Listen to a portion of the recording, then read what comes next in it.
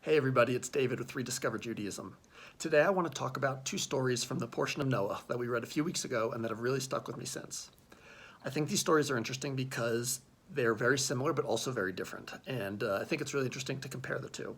So in the first case, we see the flood itself. All of humanity is acting terribly and lawlessly, and they're being ruthless to each other, and God decides he doesn't like that, and so he sends the flood to wipe out most of humanity, saves Noah and his family, and then humanity comes from them.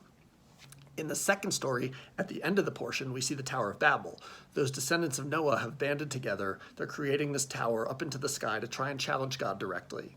He doesn't like that either, but this time what he decides to do is he gives them all different languages so that they can't communicate as well, they can't challenge him in that way.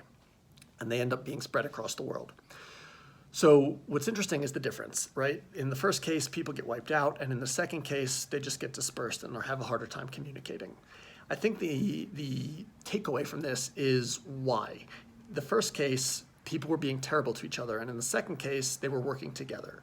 I think this shows us that while it's so important that we observe the commandments and do what God would want us to do, even more than following necessarily the letters of the law, it's important to God that we treat each other with dignity and with respect, and we take care of each other.